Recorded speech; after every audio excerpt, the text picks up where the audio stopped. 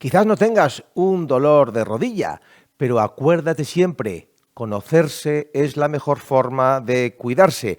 Y por desgracia, lo que voy a contarte en este vídeo, antes o después, te aseguro que te va a ser muy útil. Voy a hablarte de la rodilla, de cómo funciona y de cuáles son sus lesiones más típicas. Soy Íñigo Junquera y este es un nuevo vídeo de Fisio Online.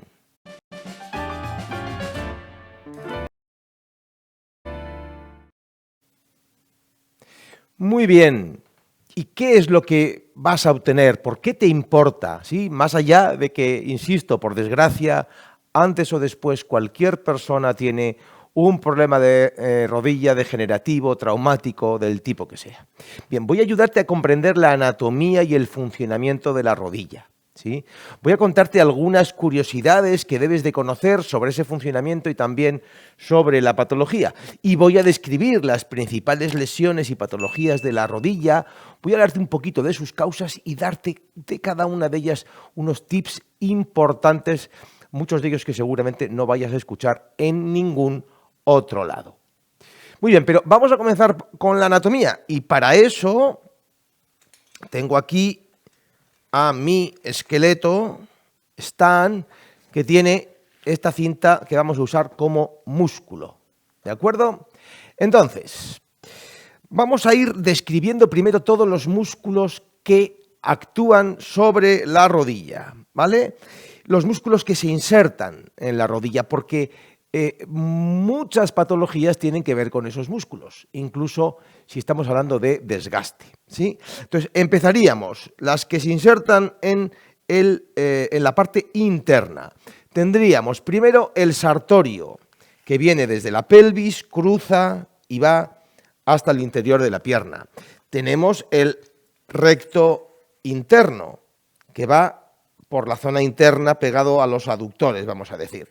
Y tenemos el semimembranoso y semitendinoso, que vienen de la parte posterior, son parte de los isquiotibiales, ¿sí? Son dos músculos que, vamos a decir, que funcionan juntos y también terminan en la zona de la pata de ganso. Esta triada es lo que forma eso, la pata de ganso. ¿Por qué? Porque cuando se inserta todos estos músculos, hacen una extensión, una expansión en forma de eso, de pata de ganso, de tres dedos, ¿sí? Tres expansiones en tres direcciones, posterior hacia el suelo, hacia abajo y hacia adelante, ¿vale? Luego tenemos fascia lata desde la pelvis, espina ilíaca anterosuperior hasta la zona lateral. Tenemos, por supuesto, el cuádriceps, muy importante porque tiene que ver con la rótula, con el funcionamiento rotuliano. Se llama cuádriceps porque son cuatro músculos, ¿sí? Recto anterior, nuevamente desde la pelvis, espina ilíaca anteroinferior hasta la rótula y de la rótula, el tendón rotuliano, hasta la tuberosidad tibial, ¿sí? Luego, debajo del recto anterior está el crural, que viene desde el fémur, rótula y lo mismo, tuberosidad tibial. Luego, vasto externo, un músculo amplio que coge desde toda la zona externa hasta la rótula y luego tuberosidad tibial. Y vasto interno, lo mismo, hasta la rótula y de ahí a la tuberosidad tibial. Estos músculos, los cuádriceps, todos ellos tirando de la rótula y la rótula de la tibia, son los que extienden la rodilla, ¿sí? Tiran de la rótula de la tuberosidad tibial y esta arrastra la pierna en extensión, ¿sí?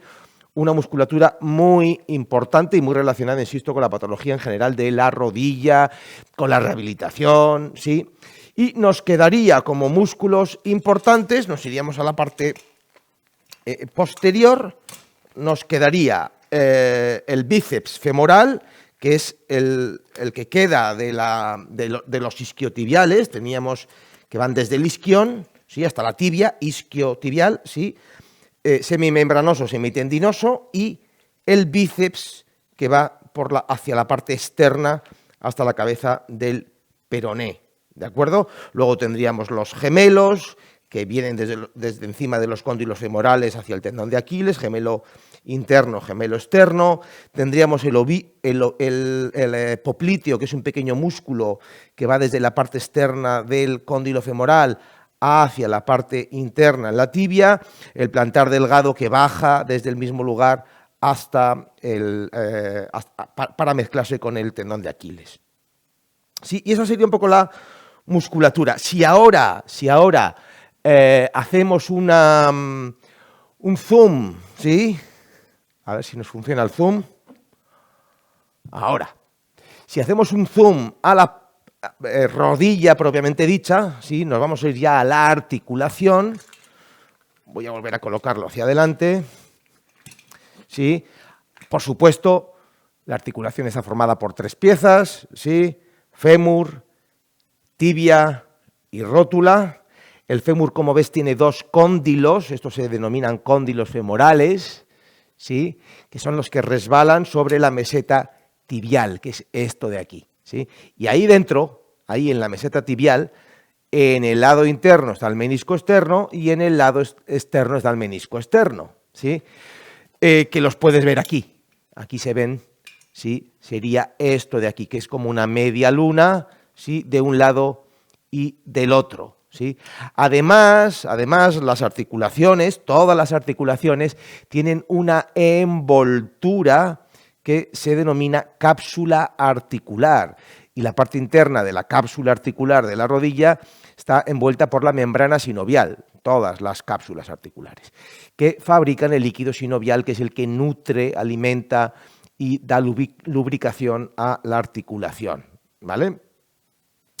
¿Qué más? Pues tenemos los ligamentos, y los principales ligamentos de la rodilla son los que tenemos aquí, ¿sí? Ligamento lateral externo, está muy cedido, ¿sí? Por suerte tú los tienes más apretaditos.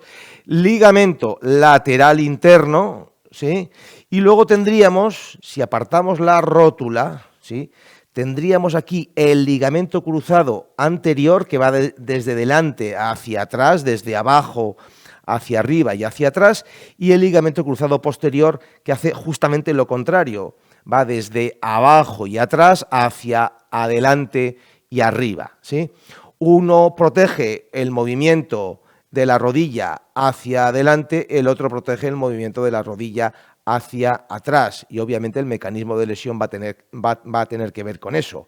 De la misma forma que el ligamento lateral externo protege el movimiento de inclinación hacia afuera y el interno hacia adentro. Nuevamente el mecanismo de lesión va a ser justamente el que sobrepasa la capacidad de protección de ese ligamento. La rodilla se va demasiado hacia adentro, el ligamento cede, no aguanta y ahí es cuando rompe, ¿de acuerdo?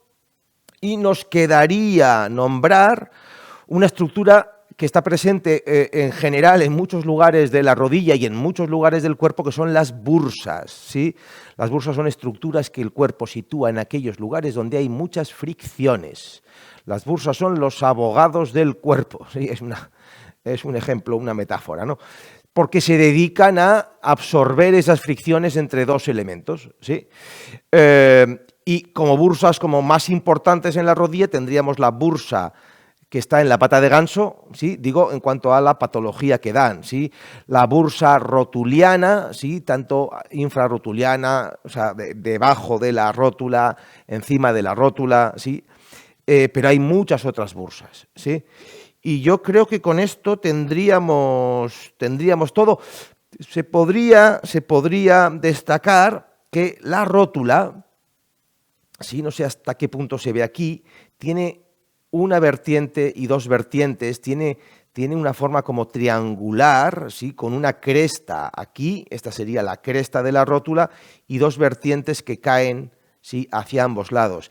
Y si te das cuenta que en la rodilla los 2 cóndilos también ofrecen ese surco. Por ahí es por donde corre la rótula, ahí es donde la rótula hace su recorrido, ¿sí? Y eso va a ser muy importante en el caso de una de las patologías más frecuentes de la rótula, como es la condromalacia rotuliana, ¿vale? Muy bien, tenemos ya una visión más o menos general de la rodilla, de la anatomía de la rodilla, ¿sí? General, superficial, pero que nos sirve ya para empezar a meternos en la patología. Y empezamos por la estrella de la patología en la rodilla, que es la artrosis. ¿sí? Lo de siempre, ART de articulación, OSIS de destrucción. Ahí vemos un esquema, ¿sí? Esto es un dibujito, ¿sí? Una rodilla artrósica seguro que es muy distinto, ¿sí? En la que el cartílago está lesionado, desgastado, hay hueso expuesto, los meniscos también suelen estar, si la articulación está desgastada, los meniscos que están ahí situados entre la tibia y el fémur para mejorar el contacto entre ambos, porque el fémur es más redondeado, la tibia más plana, y los meniscos están ahí para hacer que encajen mejor, vamos a decir, que la superficie de contacto sea mayor, ¿sí? Y funcione mejor la rodilla. Cuando la articulación se desgasta, los meniscos habitualmente también están desgastados, rotos, ¿sí? Resecados o cualquier otra cosa, ¿vale? Es en general una patología propia de la edad, ¿sí?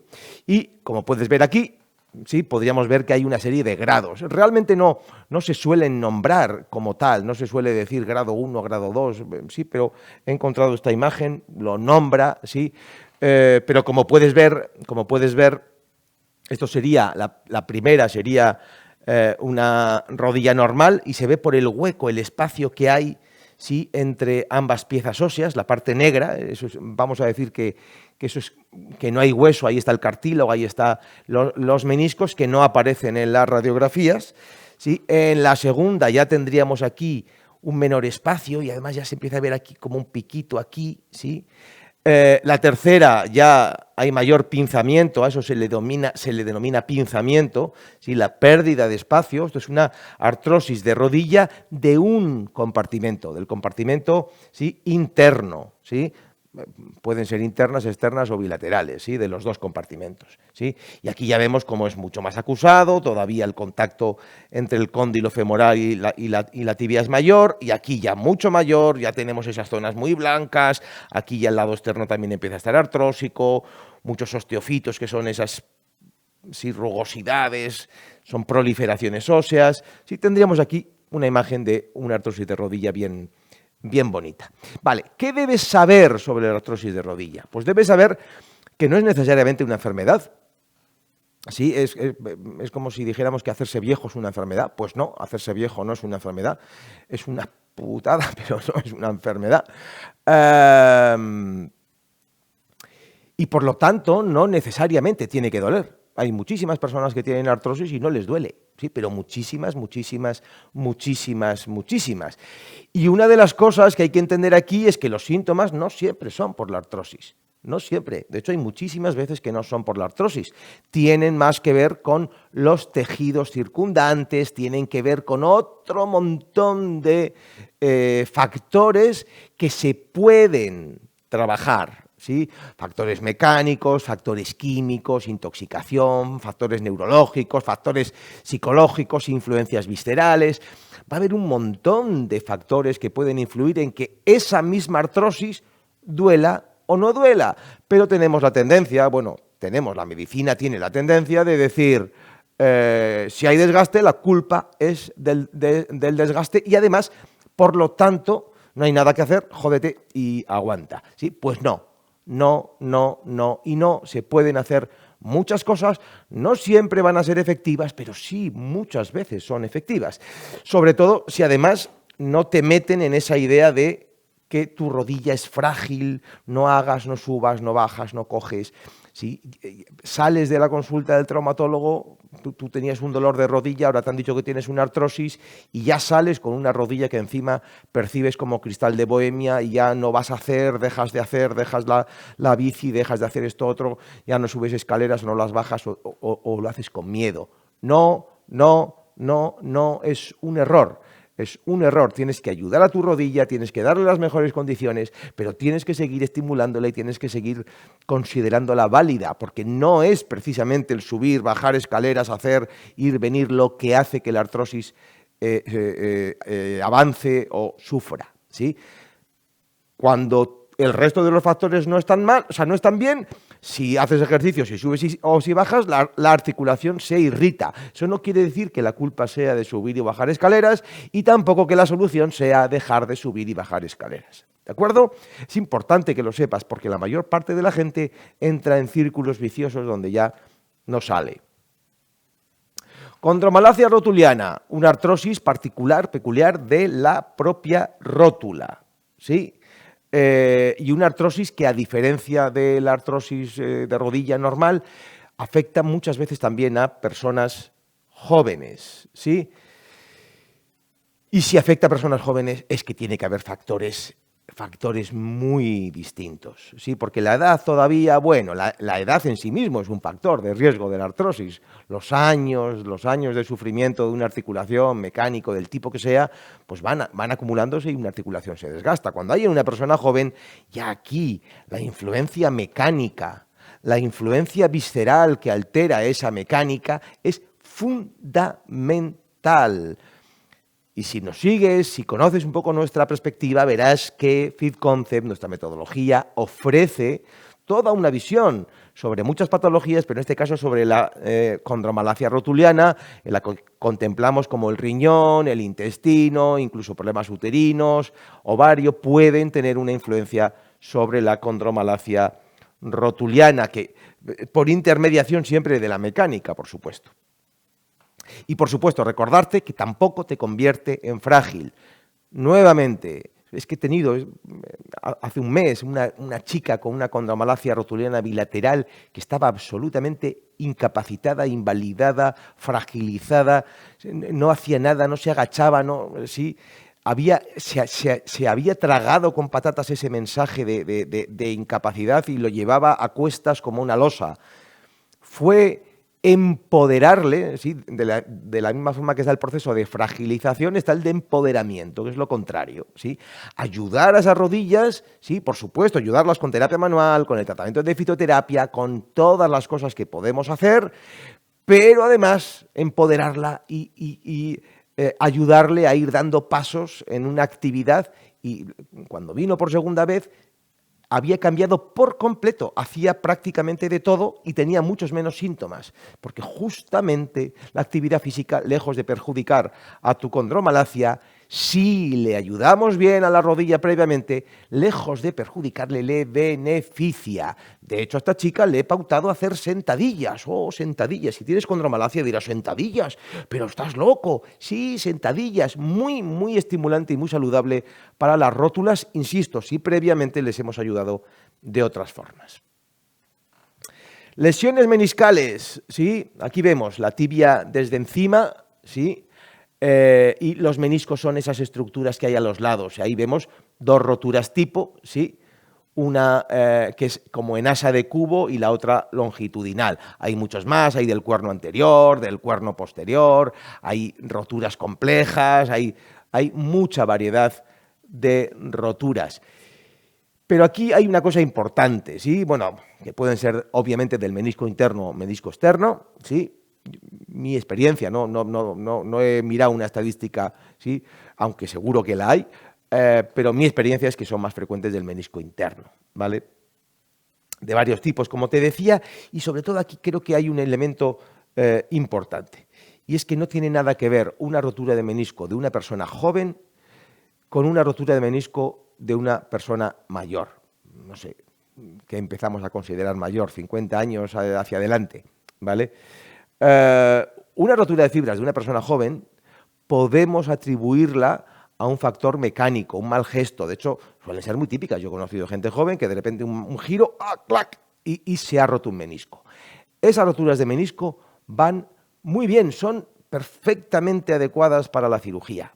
Van muy bien, se operan, la rodilla está sana, todo va bien, se recuperan rápido, son exitosas en un porcentaje altísimo. Sin embargo, una rotura de menisco, una persona mayor, en el contexto de una articulación artrósica, ¿sí?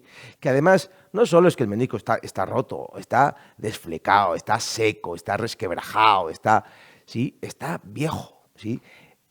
Operar un menisco así, y hacen cirugías de menisco en este tipo de contextos. Abren, no solo quitan un trozo, sino que luego ya limpian, hacen como una limpia del menisco. Bien, en estos casos los resultados son muy dudosos, ¿sí? De hecho, hay algún estudio en el en el que cogieron a un grupo de personas de estas características, les abrieron, les operaron, les hicieron la limpieza y les cerraron.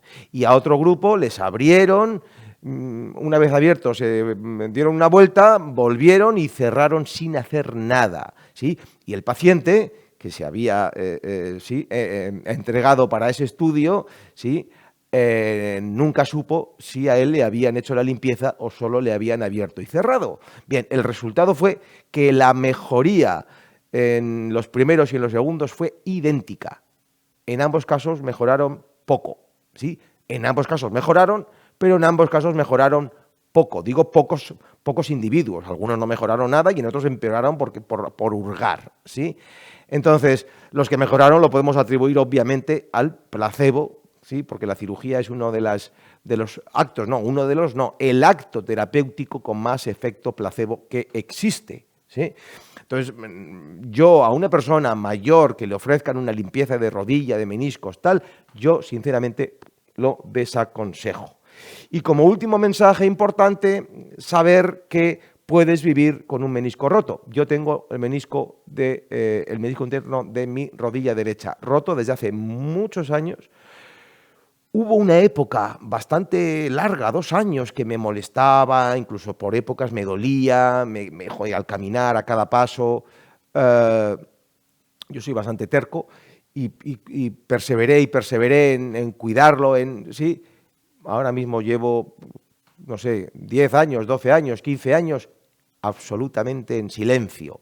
Quizás algún gesto, noto que no es lo mismo, noto que esa rodilla no es la misma que la otra y seguramente no solo es el menisco, sino que ya voy haciendo una artrosis porque hay otros factores mecánicos y otros elementos, ¿verdad?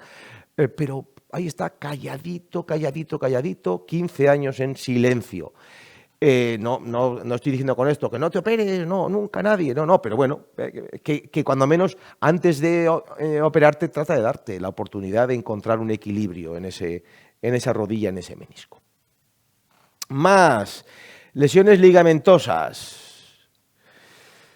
De ligamento lateral interno, lateral externo, cruzado anterior y cruzado posterior, los 4 que he descrito antes. Sí hay algún ligamento más, pero estos son los verdaderamente importantes. Los más frecuentes, ligamento lateral interno y ligamento cruzado anterior. De hecho, muchas veces se rompen juntos. Cuando se rompe el cruzado anterior es frecuente que se rompa o que se lesione, no tiene por qué romperse por completo, el ligamento lateral interno. Y de hecho existe la famosa tríada que es cruzado anterior, ligamento lateral interno y el menisco interno, que también es el que más se rompe porque la rodilla tiene más inestabilidad hacia adentro, hacia lo que se denomina el valgo rotación interna, que es el mecanismo de lesión del ligamento lateral interno, del cruzado anterior y también del menisco interno. O una de las del menisco interno que se puede romper de muchas formas. ¿Vale? Bien, sobre las lesiones de menisco, ¿qué decir? Pues que hay varias gravedades, ¿sí? Es decir, puede ser una distensión, es lo que siempre digo, tienes un trapo, lo estiras, suena clic, clic, clic, clic, pero el trapo está entero, nadie podría encontrar nada roto, ¿sí? Se han roto pequeñas fibras, ¿sí? El trapo ha aumentado un pelín su longitud, está distendido, ¿sí? Pero no está roto. Luego hay una rotura parcial, donde hay una parte del ligamento que está roto, y una rotura completa, donde el ligamento completo está roto, ¿sí? Solo algunas, por lo general las completas, requieren cirugía. Claro, entre la parcial y la completa hay muchos grises, o sea, sí, está la parcial de solo un poquito y la parcial extensa y la parcial... De hecho, hay gente que las divide en grados y, bueno, sin más, solo... Que entiendas eso. Hay lesiones de ligamento donde no hay nada roto, donde hay un poco, un mucho, un bastante roto y donde está completamente roto. Las de completamente roto son las inestables, es donde esa articulación adquiere una inestabilidad, ¿sí? Y precisan, por lo general, ¿sí? De forma casi indefectible, de cirugía. Las demás, las parciales, es mucho más probable apostar por una recuperación y porque el cuerpo haga lo suyo, incluso las de ligamento cruzado. De hecho, también hay gente, en concreto, sin ligamento cruzado, hay gente que vive sin ligamento cruzado, incluso juega al fútbol sin ligamento cruzado. Yo, personalmente, me parece que hacer esa apuesta es muy arriesgado, pero hay gente que lo hace y hay gente que vive así.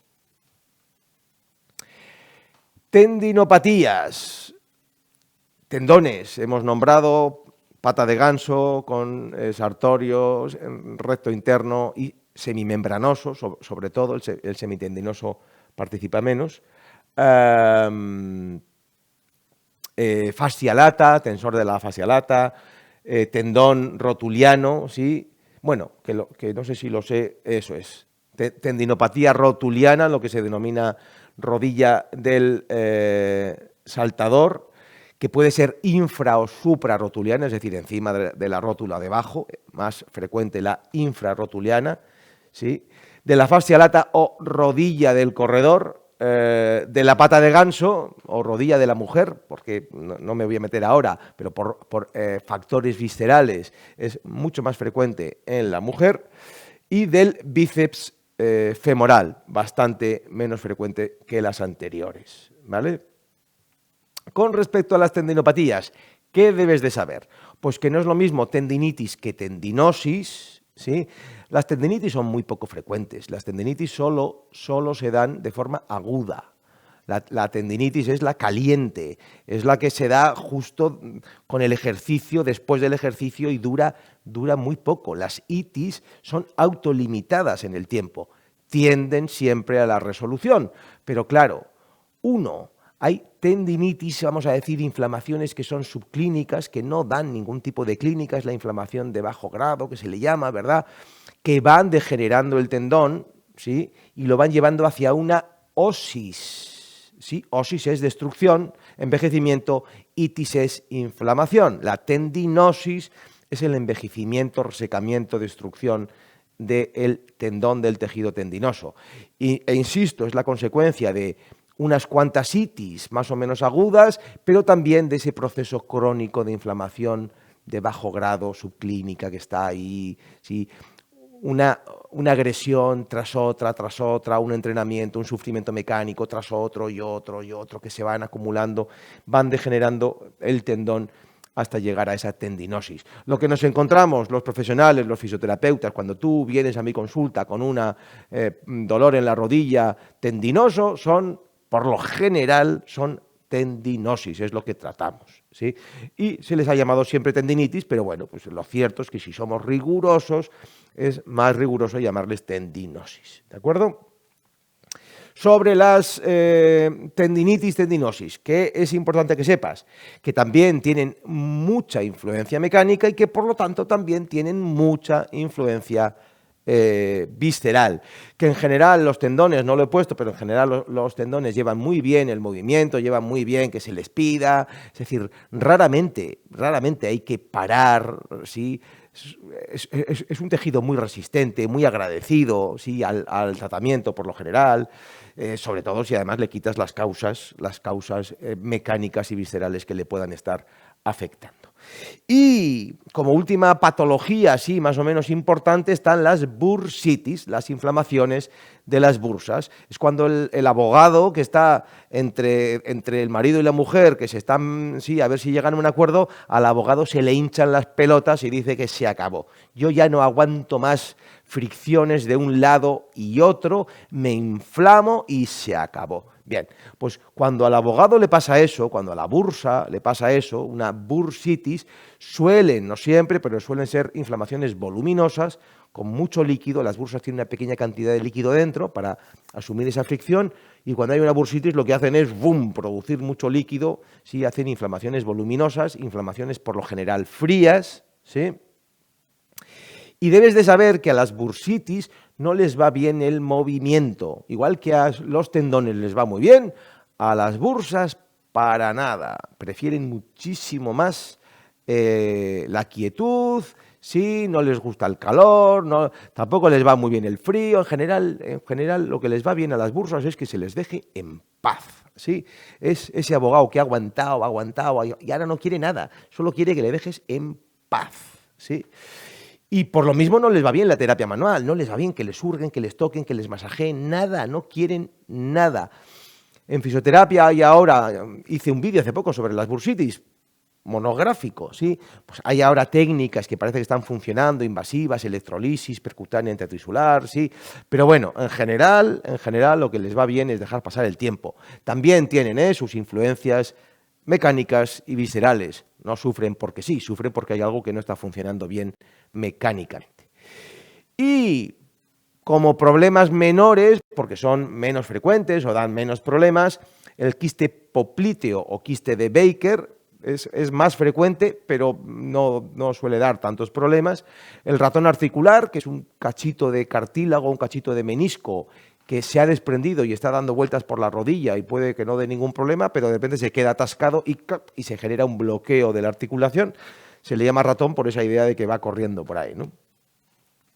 Y el bloqueo de la cabeza del peroné, sin más, que es una lesión que no es tanto de la rodilla, porque ya estaríamos en la articulación entre la tibia y el peroné, ¿sí? Pero bueno, como es del bíceps femoral, como es en la región, sí, suele estar asociado a un problema del bíceps femoral, a un acortamiento, un mal funcionamiento mecánico también, ¿sí? Y con esto y un bizcocho, hasta mañana a las 8. Hemos terminado. Creo que te he dado una información amplia, extensa. Si has aguantado, eso sí, estos 30 minutos, comprendes muy bien tu rodilla, comprendes muy bien, tienes todo lo que necesitas saber sobre esta articulación, guárdatelo, sí, creo que son cosas sencillas, que más o menos puedes almacenar, los tips, las cosas clave, para que si en el futuro tienes un problema de rodilla o conoces a alguien que tenga un problema de rodilla, ¿sí?, puedas orientarle para manejarlo de mejor manera y no estar tan vulnerable ante las malas informaciones que se pueden encontrar en muchos sitios. Y así terminamos, agradeciéndote el haber estado aquí y mandándote un abrazo y hasta la próxima. Te presento nuestro nuevo libro Comprendiendo tu dolor. Una completa herramienta con la que aprender y comprender las relaciones viscerales y emocionales de nuestras dolencias y su abordaje desde lo que denominamos Fit Concept. Veremos también la aplicación de esta visión y metodología en 20 patologías y dolencias frecuentes. Además, está enriquecido con 3 láminas y 54 vídeos exclusivos para quien adquiera el libro. Encuéntralo en fitconcept.com y en formato digital en Amazon Kindle, y en España también en El Corte Inglés, FNAC, Casa del Libro o en tu librería más cercana.